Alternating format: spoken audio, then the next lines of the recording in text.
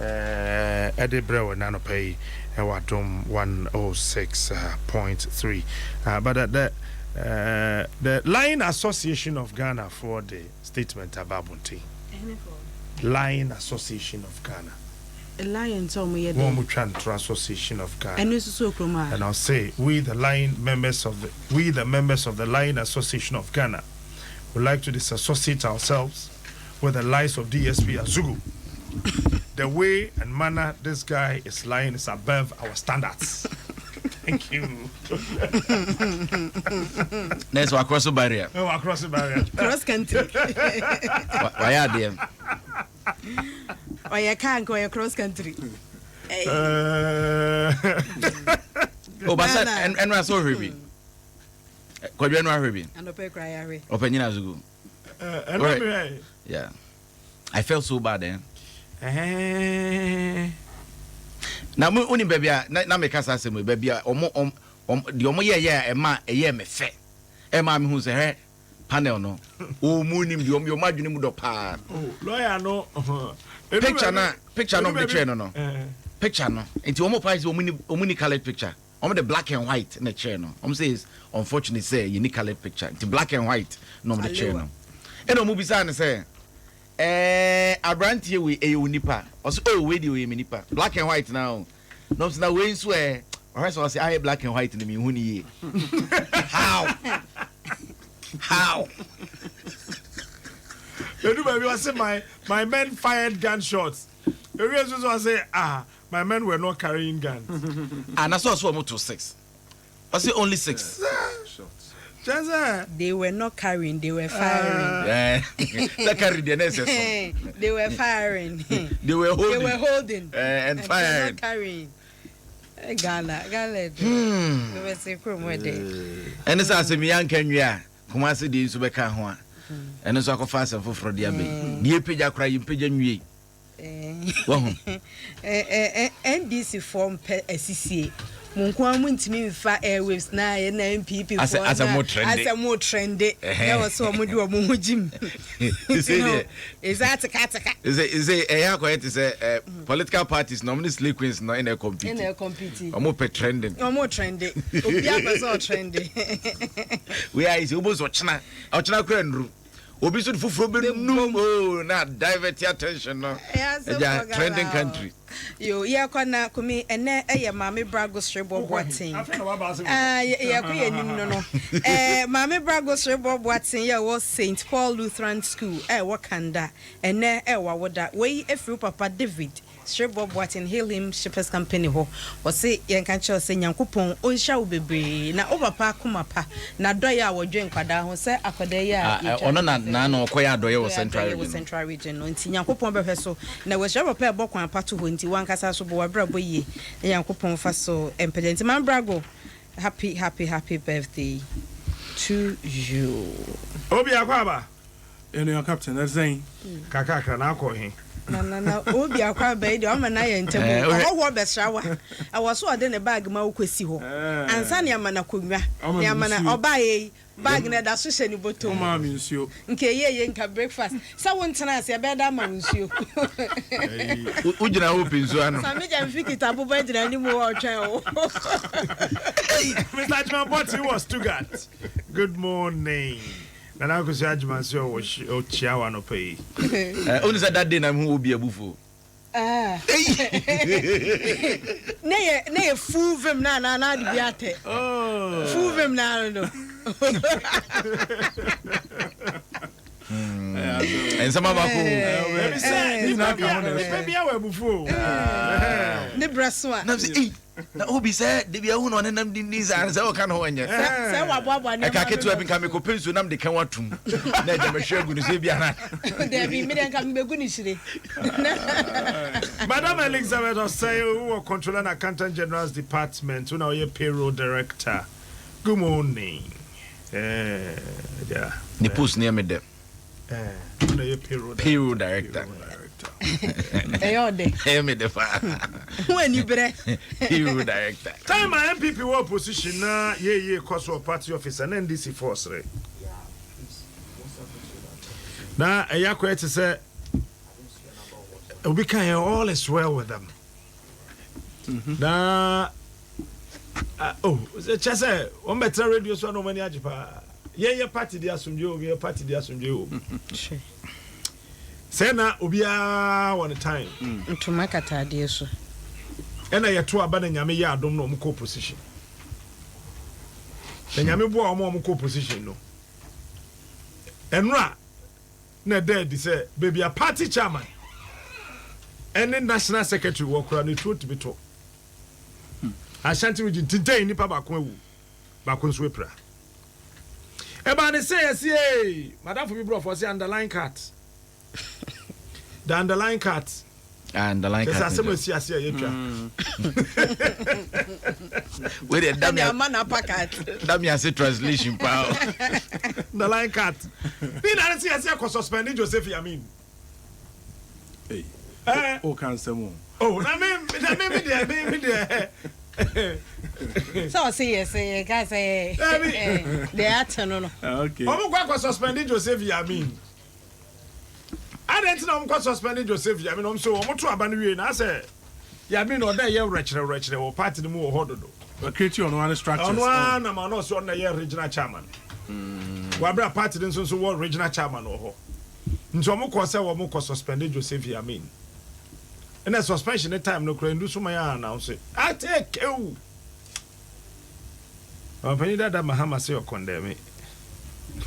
Apart from any debut. Police one your apart from any debut. Apart from any debut. Maybe I know back yet on the back for part 2. It's an awkward cinema who quite as near your near friend a jobless Nija leave. Mudru and I'm operator. See, is it what I knew operator? But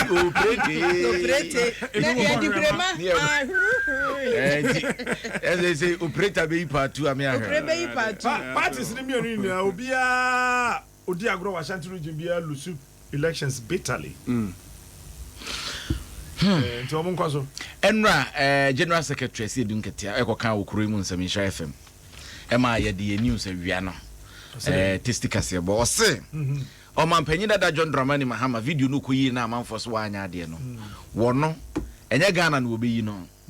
What they kwa bruchiri you no wakuyi mo mahwe. It mean you in General Assembly. Senka na akane no setete but cassette kese no na anka 90 minutes. And na sense movie na 1 hour 60 minutes. It say when another 30 minutes I can one na e full. And say the part 1 part 2. And eventually it is so because kuyi dia. Nti we anya si de we so de kesi na nimpe say ayawa so west ogon no ni hobi. Ende ya tese mo hu video. Bible mo moni no se ya che no so pe. We de eja wani ko tua wisi. Ko tua wisi. Ya udu okra na moja ina etene na. Moja no kra na nwoye. It was obetimi ama account no vividly. To obetimi achemi. We de anya so say omo aya omo call rounds Bible Society of Ghana. Omo Yesu senior. Omo yi sini no. No be so say run commentary we chire we no said you see who be ne de wo yi video ni nyina no na nko run commentary e we chire nanka aboa mo manfo ate ase yi ha ba say menim say do ka say say na o school no to mirika o na wo video bi kuba akwa idwane na wo video bi na no mpoma keto bo ye so to no say so ono so de os yi buru for say okuku isere nkukura ntu dia na atwena ga e chama so no mu odu kakra o ka sa se adu ewura ho no na betra pem no ko say ana obi ani pese na asa grobi kwajo edu dia dia on me ka say anano na mpofoje ka se bi say no more my TFM na abrantie ba ko na nan ne ya se my TFM mampom na abrantie ne ba fan na yesi ejato ema omudre ka be duru form no eh uni aka wo se hwe me maka o me na gina e ti duru dia ni akojo e ko ni pa be fa so be ko no ba ko tu bad ya ni bresamo no but bad we should condemn it ni wisam and oh dear ya ne say the bia boy hon samra ne so na Ghana we are the beacon of democracy na ba kabimam kabia memu a yete ase ye gitum amanfo hwe nsua yen sabi we ya bronkum egu nsira ne mponi wu yenya no 2020 ahead of flag bearership election that is Saturday emponi obaka recently some churches eba out ebeka ema Reverend Frimpong Manson is it Emmanuel Asante Muwako eba out because the churches should rise up and organize demonstration against David opening Frimpong. Yes. Opening Frimpong. Eba ka say edrum ra was you see na nipa bi ntiase say na mo de mo sorry eba politics e fa mo ben apart from seeking the welfare, the spiritual well-being of church members, also making sure that physically they are well protected so that they can worship. Yeah. It is a bit me the confusion about. Na say radi anfa kwam na de beche de beti ani ten de beti ani pia nipa no be da kwa sorry de makwa kosom. Baby on office one etuo na to no traditionally and this be nya money. Wo area ben sa. Oh, when maybe and this office is what chantation. No man share. There be enye menhia asonase ana ye wo brono bi wa Ashanti region woman moja hwie ku apelifo amoda no munya mane na wasante hinani endi se benya mane aje bi obi di che so menhia enclave sa mane nya no eye nwan dunson ye nsrente so enwan san nwan makomako dunson ye nsrente so 17 and no remind me of Asedu Nkeche say akromfo dunson bi mbre bi oba as say the nkrofo wo mo ye den we dey also nwan dunson say me related to akromfo dey say the nkrofo wo ye say me no so say me no mo ye den nwan dunson no oba kai say sa asem ye akromfo asem ye me kai say recently panyini baako politician baako ba out because on pedi we are Ghana for see label politicians as thieves. Yeah. Why in the label yet said you okay? Mo amanyofo na mo bom kwadu. Ni bana ye bury e kodi mo kan ya mo say adintin makwa akoka. But captain wonim the ekoso nyina no my worry is as a country you fight military rule free ho. I don't think say your true level I be surrender to political party vigilantism. Enti bibi ho se ye etu saade ya se wo se ba de ha me ne se eba ne sa na there is a clear attempt to spin the story enra from party nankasa release or mode bae to communication akoso around from party mpanyifo you can see a clear attempt to spin and osha spin na say oh nkofo bi na timoto so na etwam ena omo tutuo no mutu moto no ekoe ba wo ne yamo aponko ye ne di nkomo enra no.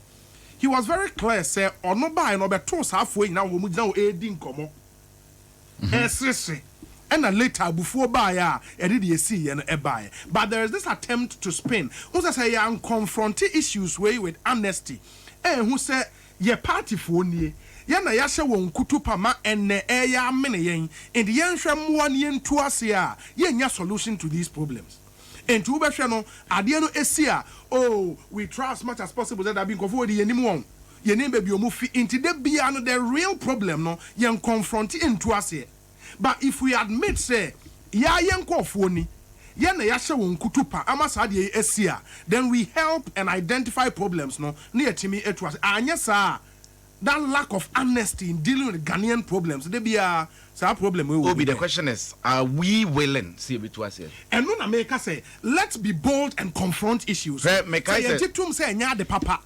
Now you put this spin because NDC when it happens across the board, obia and again because the end game the political capital and the share say maybe opposition are to government in power. How do I spin to get political advantage? So me opposition na atomi e kwan me na me fa so me yi me party every mu say the be ya yemfa bibia antag me say me violent and then the aba bedru baby aba bedru incident ni sifo from no reporter okoho na nawuku in Shire FM okoho ye no so okoto mrante ni bia ono omudi nkomo ba akona moja ye no yes one ne kasa no say oh ya ye nkrofo no mo ye sa na ye do mko program the way si ni omo te pa omo ye the hawks na wuku wo hospital ho entikusi ena na ono ne di kan party office ho enti ono call ye ne reporter odi kan tie ye no enkrofo no ka kire me say ya ye nkrofo no bi na na omo te motorbike ena ye ne treasurer na wo aswase no edi nkomo me anam ne di nkomo ena ono kan say onimomo na mi say so onimomo a omo ye henefo and omo ye o say na omo odika chances na omo ye NPP for and Joseph Yamin agado omo say omo ye Hawks te say dia omo be ye NDC for na ye register omo no na meme wo ho ono say according to treasurer say ye register omo no na ono wo ho enti onimom na msinti wonimom say omo ka vigilante group Hawks ho I want this mo o say ane onimom pa ba e sirie ye na ye ne secretary ni di nkomo no secretary say ohun omo mpo onim yes onim sankofo no so we reject that statement in the name of the Juma those are from enron come idea nyina che say Yamin dia Joseph Yamin but captain the who's a police statement no police enemy nipa 4 omo suspect a police ehwehwe won say ohwe nipa 4 no edian and maybe for the sake of a TF bi obi wo information ewo won ho now be person obeboa police for the names no ewo ha let me see okay almost say Hussein Barnabas aka Warrior Damos ada uni ada usre uni mama na wo body na ye kuma say fi back da bi the way I see was a body na ada Warrior no be so me wa list no nkuta bi da bi nye kuma say fi back and me miti enru fi ade o wo de mama mo body aka no ya wo Damos ena Mijima ena Abu Taliban okay only how are ubo trinkwe ma me nkyere o picture bi say trinkwe na o che kwan picture okay captain your picture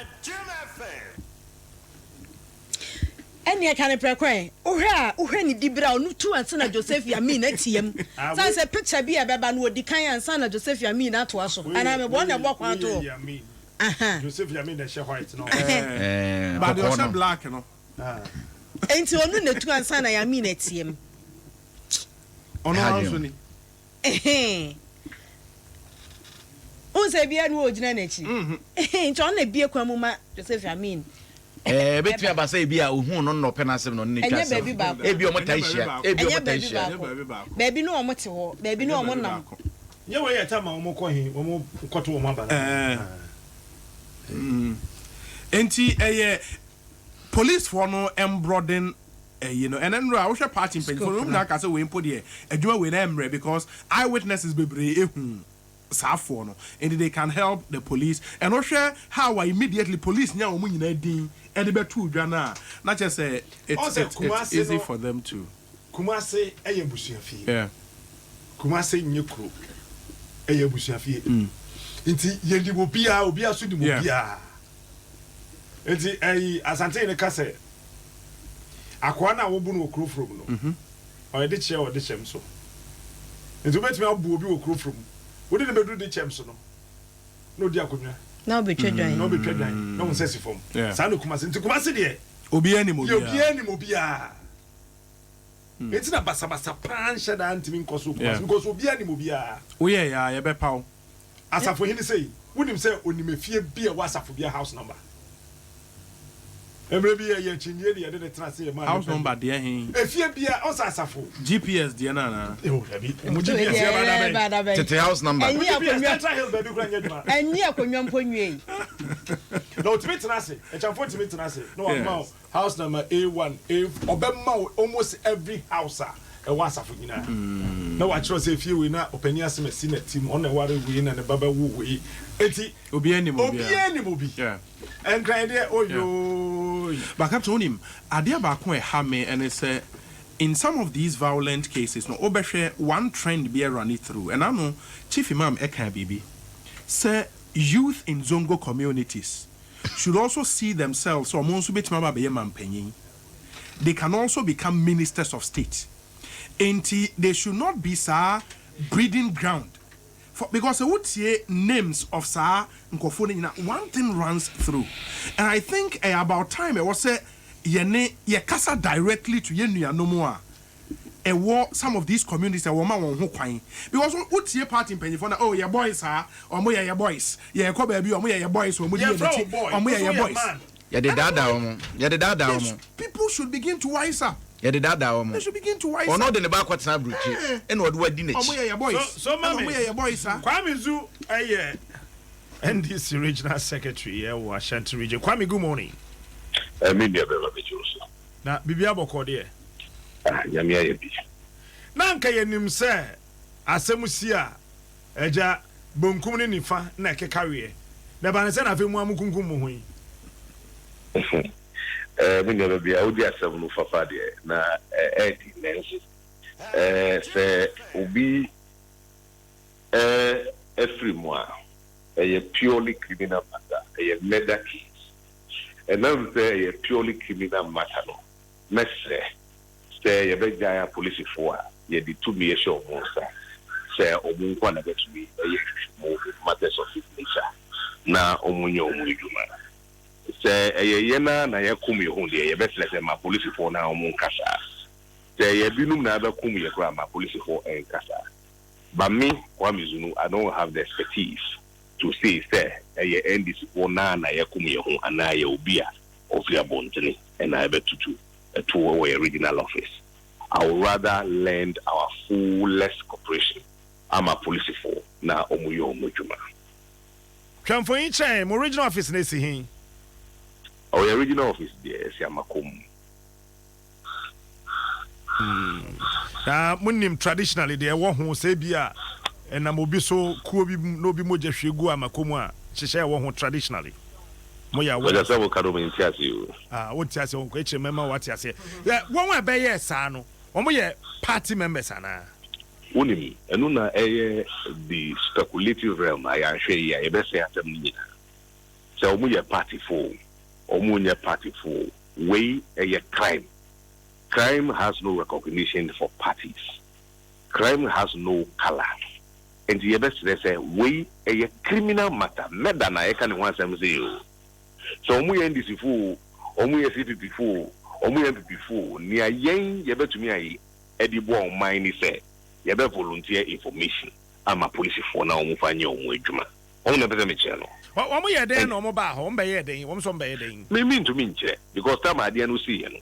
Ye binum na ye wo meeting nso ye nye no abonti ye no wo dem ama nia ye hu pa se dede wo abonti na binum atutu on and ye ntumi nkyere de anti a omo bai na be bia omo free e bai. But the facts of the matter remain there. These were men on motorbike according to the reports yen no said they were motorbike omo betutu and anipa baku efrimi. So the long and short of all these issues are that obi kodi boni ma police for nchena na onu enimra endi ya ti ase obi akodi boni but e den ya boni na edi no e obi na be di sa boni no sa nipa no munim no em se medikai e kai say ye meeting e wo dem enam say ye dem ye meeting no me hu nipa na obetutu and ye nipa me hu no me nim no because me hu no. But police for Minyantiano, please, a police for more preliminary investigations. Or more alleged incrophobia and more preliminary investigations and release or more and I have a two tone and to Omudi inquire to draft. And in my Yamboa now Mutis phone. If a Yomukwa, that would have ended the whole story. Say no Mukwa, I'm sure that you will have further and better information. I bet to me a police for or bet to me a Yomujo. But what can I say now? Ye interview, granted interview asempa. Yes, and we are my granted interview asempa. Okay, now what? But Mami Fan Kang say there's a difference between reporting what I have been told by my party for. Say a issue statement that the position of the party. The reality is that in the interview I granted yesterday on Asempa, I stated the position of eyewitnesses as though they were mine. I think that is just where the misconception No, what can I say? Upie ya obedru ho no uhu wo mwansa boys na free ho. That's what you said on Asempa. Yes, that is the point I'm making, that I stated the position of eyewitnesses. No, but what can I say? Because I spoke, I am coming, hold on. Okay. I spoke in my capacity not as an individual. I spoke for a corporate entity which statement had been made public. So I took the position of eyewitnesses as though they were mine. But the reality is that upon further investigation, I realized I must decouple my position and what I know and what I have witnessed as an individual from the collective pool of the corporate entity. Eti eyewitness no patch say who say who pia banana boys ni dwane ye ana say eyewitness ne can say because they all come in tears here. Unim so who kind statement na edit to join. Yes statement no me refer me here reference I bet me aboa conversation. So who kind statement na me to join. The statement was not about an individual. And the interview I granted yesterday was not about me. Man granted interview as an individual any near me hono. I granted an interview on behalf of a corporate entity. So I spoke the collective views of all of us. But subsequently, my attention has been drawn that in matters of criminal investigation, you do not speak to issues you are not privy to, particularly when you have not seen with your eyes. No, but the narratives of others should be left exclusively as such. Matthias, I hope you understand the point I mean. Matthias, our point when you and it is no longer a collective issue. I said these are the pooled issues that we have gathered. Indeed, if you read the statement into detail, you realize there were issues we had raised in the statement that none of us who signed the statement or none of us who have spoken to the statement so far were privy to. Matilda, what can you now? Privy to. Nina be we say, what can and pass? You are smart. Oh, Mami insist on say, baby, let us not divert attention to issues that may be inconsequential. No, but the reality remains that a family has lost a son, Matthias, and they are bereaved and they are in pain. Okay. Let us volunteer information to the police so that they can do their work and do it efficiently and effectively. All right. I think they know that to me. Okay. Information now you be volunteer no. Never be free wo because and no as and me hear me statement no me the member police. There be and no hear the volunteer of information and me to me hear the police for. Mr. Zuma me we are betem ase na watimi yi ano kakra ma me why? Enra asempa wo say wo pie baaye ebe hu ansa boys na eko na boys ben na wo pie baaye obe hu wo ansa wo ko na mpese me hu. You see, if you followed clearly, I will say I am not very proficient in the Chi language, and I think that I should be forgiven. And no interview I guarantee was Empire and was exclusively in Chi and yet before interview. But where's your Chi? Casa, meaning as a team Casa no pay. I have tried to increase the content of English, but I'm here very comfortable. That is the point I'm making. That there is a substantive issue I discuss here no pay. The murder issue. Let not their attention on the focus be on tangentials. They have no direct bearing on the substantive case between me and before me. Let us focus hugely on how to help the investigative authority to apprehend the perpetrators of these heinous crimes. I'm sure that is the right way we can help build our nation. All right, that's fine. But as I'm accommodating it is not directly linked in any way to ascertain the veracity of the claims of witnesses. It does not help the discourse. And the message say my enjoy police for now muyo mudu na yen fa discussion no ekobedi abetu me police for myself. Pacho the Hawks omo free hin aba mo party nim.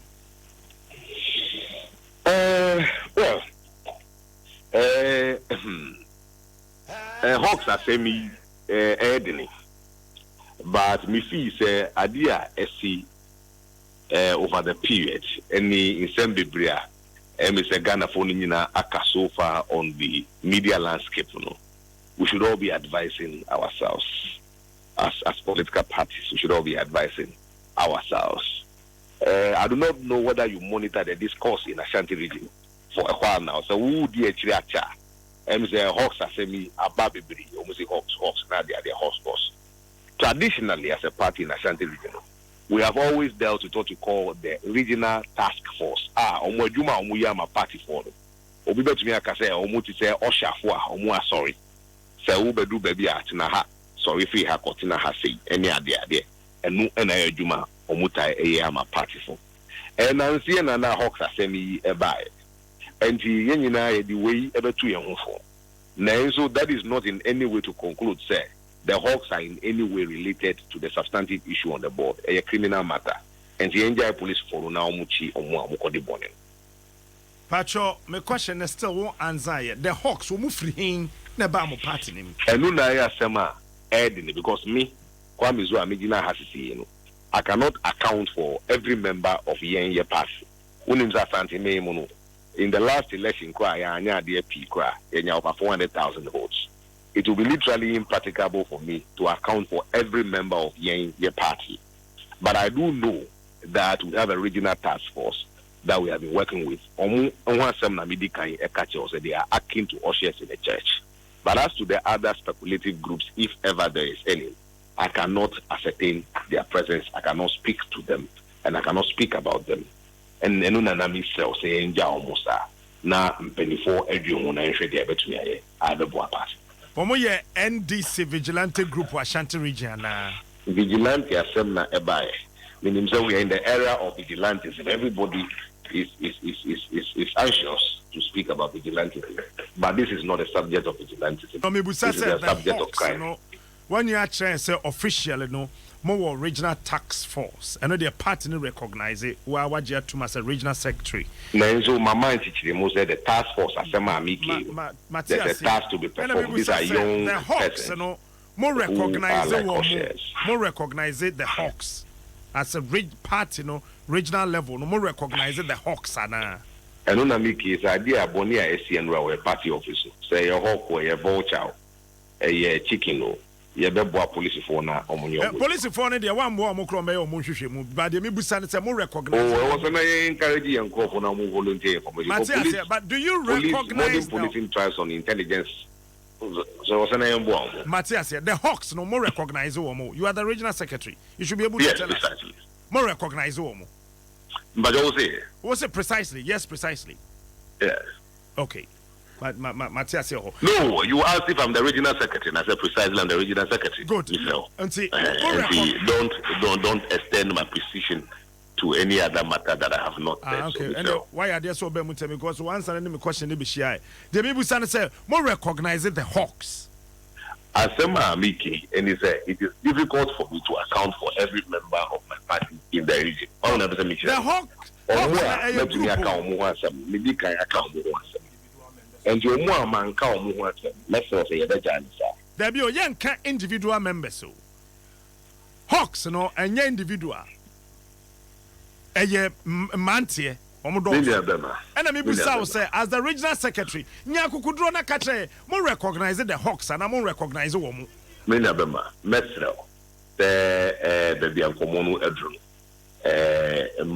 ma senior medica Ekaya, my aim. And for your fullness of attention, the criminal aspect of the discussion. No criminal aspect in the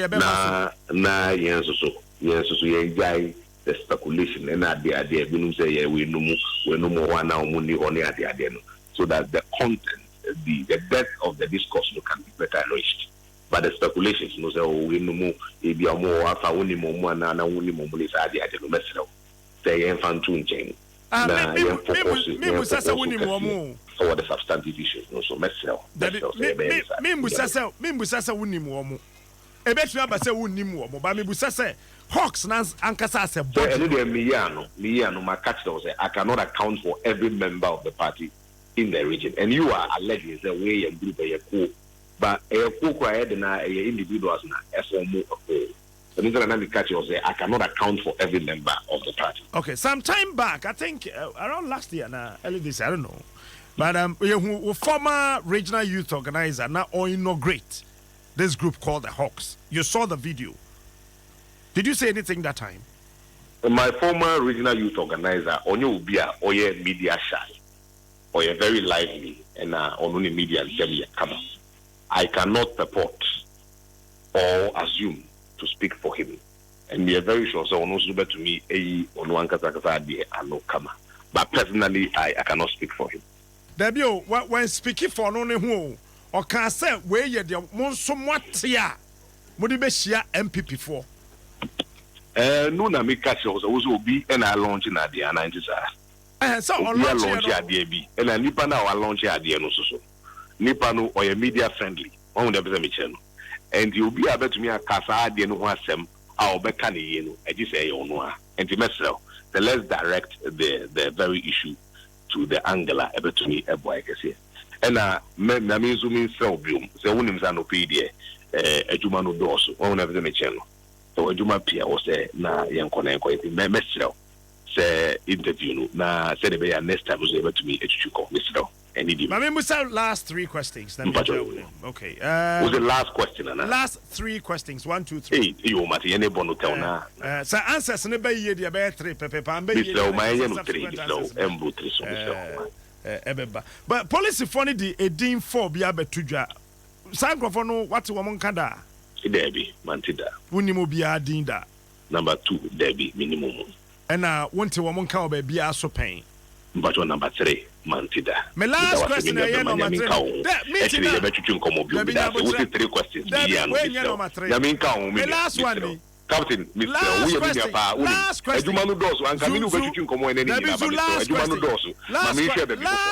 Last question. Ashanti region, more chairman for the saying. Captain, constitutionally, when you Ashanti region, the constitution states clearly how many chairmen we have. And tomorrow saying a public document. The constitution of the NDC, no, a public document. STT, the number of chairmen the party should have. It's Ashanti region, which chairman. My usual party, Ashanti region, which chairman your friend is saying. It is not an opinion or an option for speculation. The chairman of a region is a constitutional matter. It is purely stated in the NDC. Your friend is saying, but it didn't say party constitution.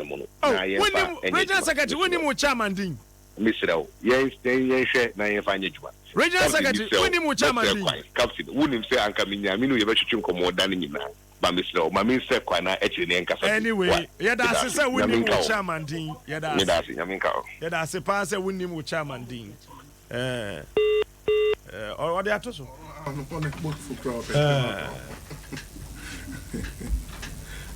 Hey, Abanti Bina, you are not even shared down a cheap. See, you be disiko, bedaji. Be disiko, bedaji. Lumba, so cried the guapa was. Oh, sir. Be disiko, bedaji. Yes, I'm a come. No, Mamma Moja, here go. Naja will be the child. Yeah, Mamma come. Some is supposed to be a more name, sir, issues here. Now, Tetepana, I'm a conclass school for more quadrats and you could not be pulling them with Jagumoka. Hey, I'm a coming from Mojango. You were Brono Makuma cost 7 Ukumasia. Traditionally, so him ma quaint, no chaco cockra Mojagu for no big casamato. Yam fam Mojango, Asafo, Makum, Menshia, Atasamanso, the Chemso. Any crew from and from Mojangu now what the Tafuasos. Would the Mojagu any of this Brono 7 so? You know, 17 need to achieve. Snap on the Udrani Abama, and Sika the Becca on out there to an arco. Tete granted to be Chawasu free crooning. Mojagu from it be Chawasu. If you almost yes, our Brono secret said a bear, Emfa Basabasa. Emba region. Akomko na nkomo case asantima mu mpo de nka ntwa ho sa akomda so gine ho de akom ne ntimi ko amu prowra kura ni sada ni wura ho na akom wura o asantima mu mpo de akom sa member president Krodina order bi by so the regional police commander bi nani abresa ko ka chense ufri what's it down that came from the president? Hey, president. Yeah, Asantima. Yeah, Quack be say Yura. Oh, my go ahead. So, my go ahead. Umrada, the Aban. You made this. That's why I go ahead. And 3 days after this commander, the court transfer. Where's the word, Diaco?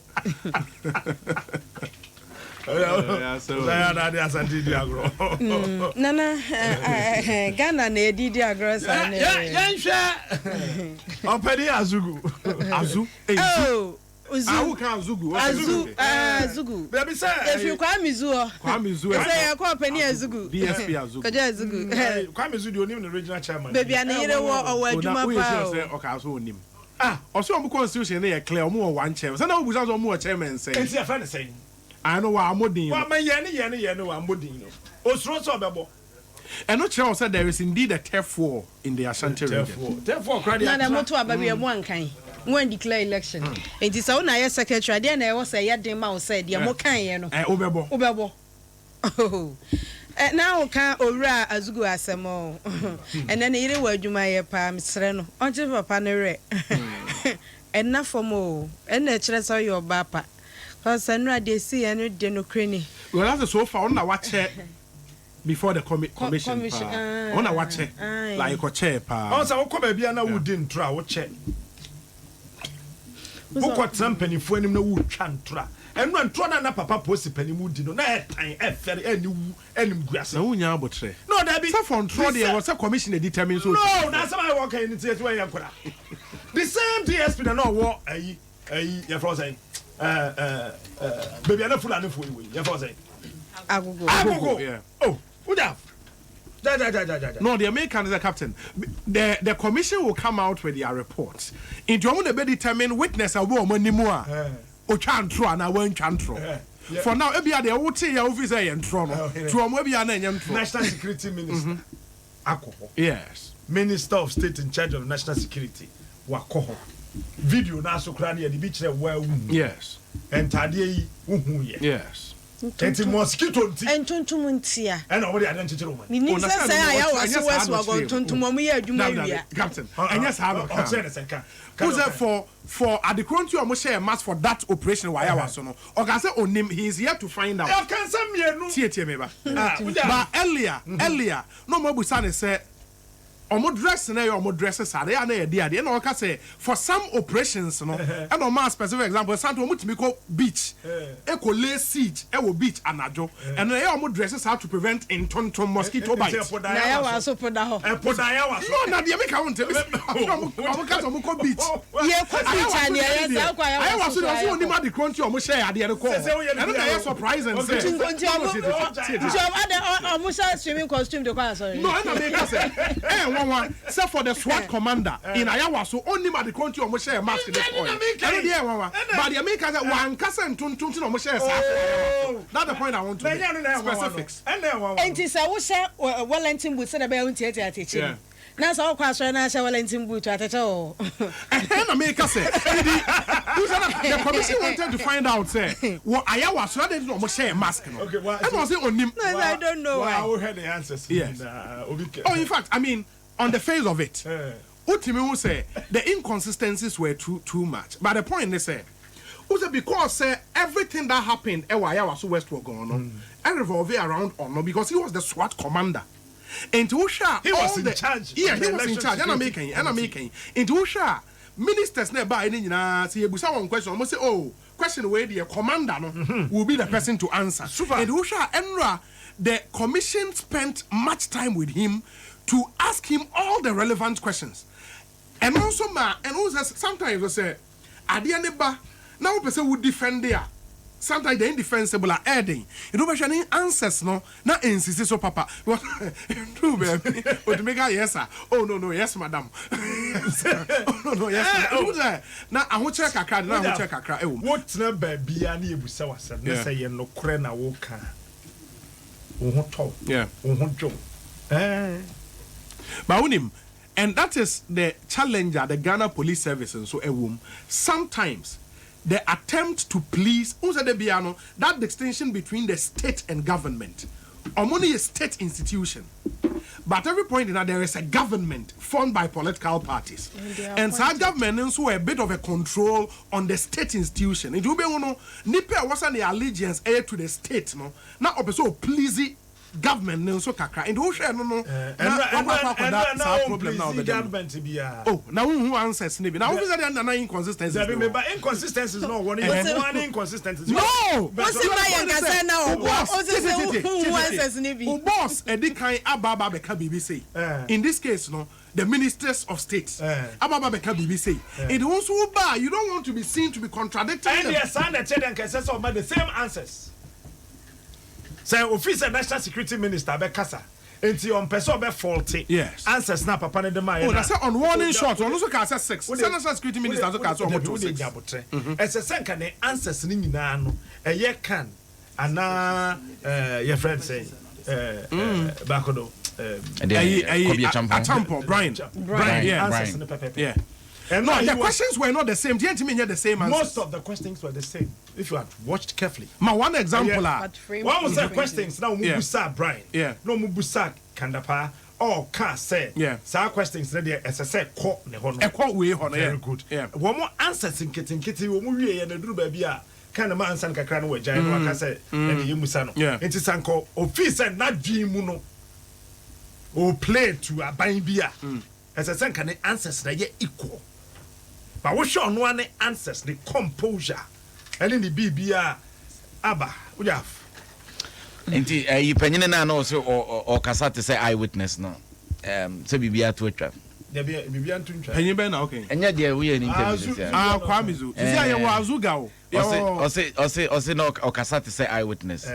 Na sabe obi ka asem kyerɛw na so ka kyerɛ obi a akwa te say akwa bi a train anka train e bɔ no Kumasi railway so na o yete ba bi ne di hu komo so chale akwa ne nyame dɔ no pa o nkanye sa anka train bɔ no akwa bi tin komo na oh wonte de akwa so he train abo bi apɛkyɛ no rɔfrɔ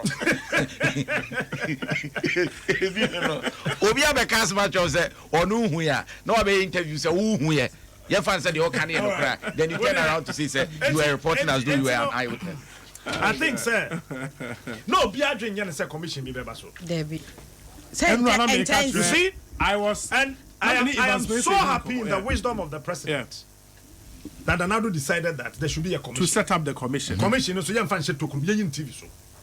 Yeah. And so now Obi was doubt about the commitment, the competence, the genuineness of the commission members now. I think so far Oma clears are doubt. Any pebi or what doubt no wa wi kwakutire na so na dae. No, but some people came out. Some people came out. There be ni pebi a yete commission we oba abonten say no nji wo mu ndibia no wa wi kwakutire. Kwakutire ni. Yes, so na dae. O wi kwakutire na so adae. Na wa wi kwakutire na so. Why wi kwakutire? Na ebinum so ana echi political talk. Ya ti commissioner. Say ye president we e na certain sa commission no ya den. Anu so kwakutire. No, but say at commissioner at the end of the day, you mo ye no kra no yan hye ho anhye da manfa so am man no. Da bia no wo ho. By way ye nya hu de be kwakutire. Commissioner yete ye no kro mo mie wo mo no. Ye inaugurating po ye board ya wo say yanko mempe. No, sometimes based on past experience. Share. Me say last week me can say me Sam George na danfo and an advisor ke me tunu for sonko. Oh na say waka so obeko. Sam George has said you go. Trouble say party ne can say individual be a open na obetimi akona as a party. Okay. Wo nko na ya na mentia. The inherent contradiction. I say Sam George timiko because police awuzu Azugu. I can't say me or Jose.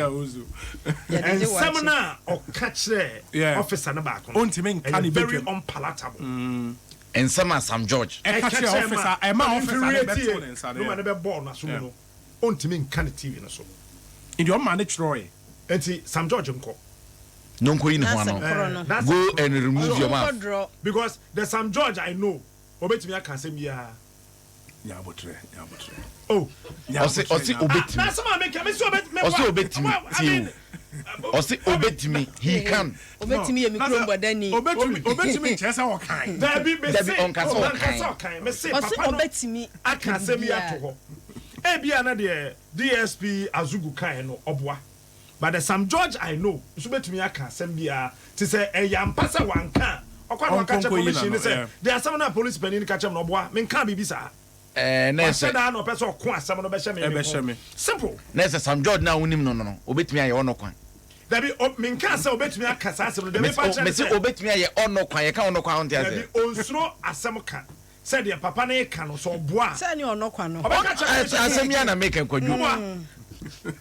So what I say ebia oboa papa na betra mo anim opa nim hwehwe bi na obeye say na me ka asem bia na oboa hwe pram commando man ka hwe na wayi agu ho but Bagana do baba yes ono ankasa waka say when he's invited he would appear before them obeka won say enra PPP secretary nso ekoi I want to believe say afi omo hwe political party reps now participating in the elections no omo we and then maybe a bit commission for on the APOSO committee on committee commission Into a better committee. Only the power I said to set up a unka commission. committee ya wo Kumasi ma me no mo investigate. I don't know, so I'm a fresh journalist and no more. I was West of Yeah. On my friend, I know journalists who invitation to appear before some here at Multimedia to appear before the commission. Oh, okay. Okay. And I want him to say commission what the powers of a high court. And you know when they do time and uncle focus on moon corner, because when they need you, they can subpoena you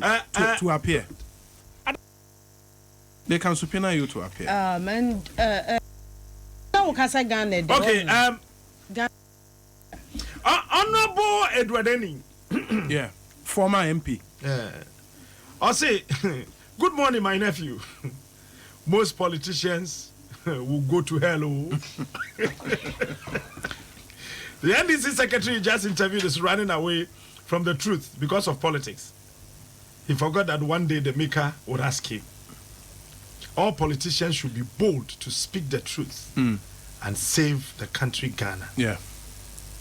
Edward Eni, please read this to the public. How what generalizing it at least when skill is what generalizing it's long time can say lack of honesty in our politics. Voices. Let's azugulize. Is it he's the standard for something? The standard for lies. Media men can't lie. Oh, that's the Lying Association of Ghana. Now we are member. Almost Wabubu market.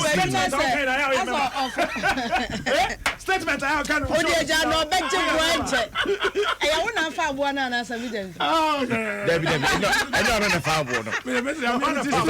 In fact, when him that dynamic TV, I got news.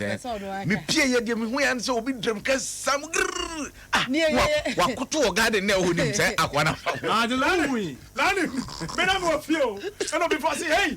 Obi Ochen won am so Ochen o se a dey bien si enu a Obi Chen won am say was that trata engine Pendi ko so pe ni radio di do a want throw I sound to kwa we are dey akofo okay now studio let's azugulize the show. First voice Yenti. Have you also heard about a situation in which a member of parliament was said to have been assaulted by a person believed to be a national security operative? Yes, my lord, it has come to my notice. How did it come to your notice? Through the social media. So then officially there hasn't been any report to you? There's a report, my lord. On this issue, I was there, but I did not see it physically with my eyes because of the location of my vehicle, the position of my vehicle at that particular moment. I could not. So it was through the audio visuals that I saw that I saw that. One of my boys allegedly assaulted the. Okay. And we on Sam George Edieno. Yenti Winsway. Alien components, according to you, on record, are people you had previously worked with and can confirm that they belong to the best of your knowledge to the national security. Yes, my lord. Very well. Now, DSP.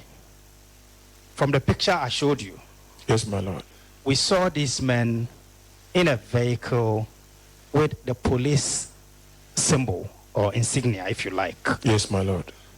Is that a police vehicle?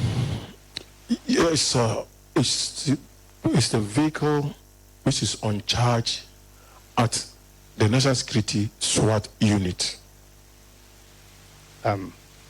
If you say it's a vehicle on charge, what does that mean?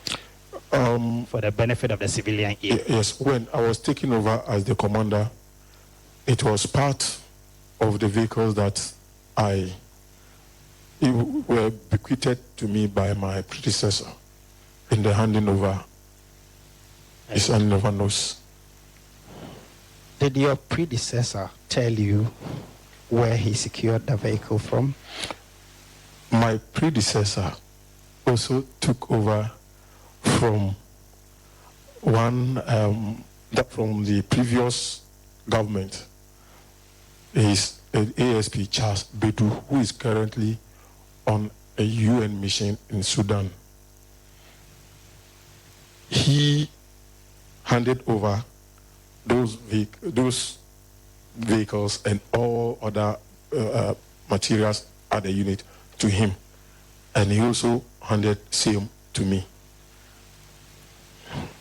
DSP, to the best of your knowledge. Yes, my lord.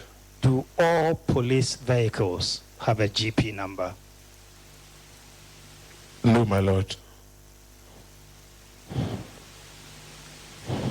Now, would you be surprised if I tell you, for instance, that we have evidence given in this court by the Director General of Police in charge of operations that that vehicle does not belong to the police? Would you be surprised? I can't, my lord. I am not in the position to answer this one. My lord, I would like to make a point clear. Yeah, sure. Those vehicles, according to the information that I have, Very well.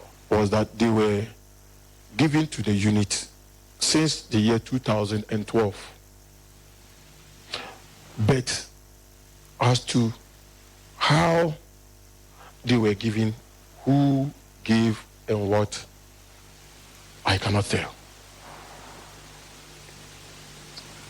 DSP, first of all, you were in the area for confident building patrol. Am I right? Yes, please. And the election task force was also operating in the area. Am I right? Yes, please. And you were aware of that? Yes, please. Did they know of your presence in the area? The election security task force, were they aware that you and your men were also operating within the same perimeters? My lord, due to the nature of the expanse of the constituency, I don't know which of the task force you are meaning, because they are electoral areas. Very well, let me help you. Yes, sir. For every election, there is security task force. Are you aware? Yes, please. Very well. That is those officially tasked with manning the polling stations. Yes, please. And your team was not one of them. Yes, please. Very well. And now you were going to carry out an operation. Yes, please. In their area. Yes, please. Which you have admitted is not too far from one of the polling stations. Yes, please. Did you find it prudent to inform the election security task force? My lord, since our mandate, our mission that morning was not related to elections, I did not find it prudent at that moment to let them know our intention. Because if I tell them that we are in the area, the next question is, what are you coming to do? And intelligence gathering, our intelligence which we are gathering may be violated. And that's why, didn't find it prudent.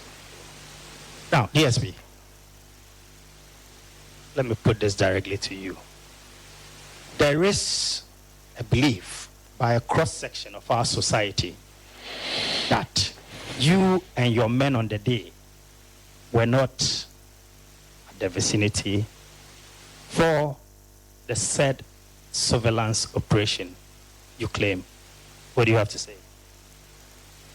My lord, I would like to confirm to this commission that we were there for the purpose for which I've already stated. Now, Have you, subsequent to your operation, written an after action report, DSP? Yes, please. Do you have a copy available for the commission? Yes, I have the sheet that I sent to my immediate boss, that is the Director Operations National Security, and also my statement I made to the CID investigators. I made a report. Very well. Yes, the CTREP and the report. I think I have the CTREP here. Very well.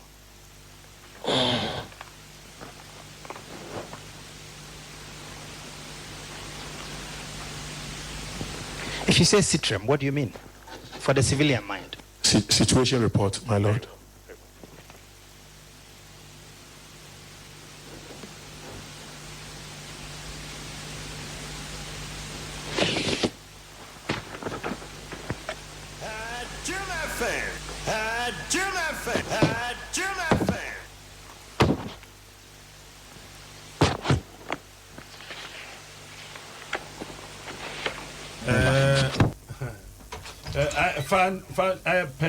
Black and white in Mosquito repellent. Mosquito I don't know repellent. azugulization. When would they start to social And the media? challenge is beautiful. Anti-mosquito Repellent. challenge. So They say uno be din komo no ka say I will azugulize you. This will be trying to.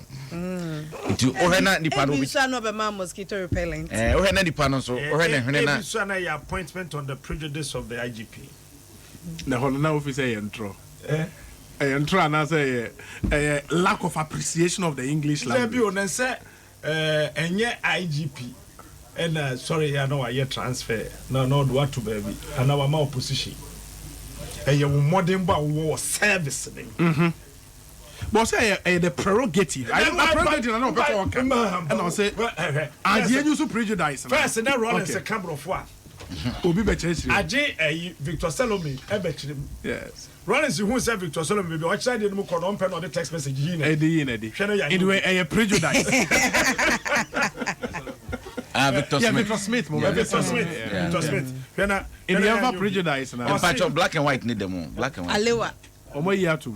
Black and white. We so you na alewa.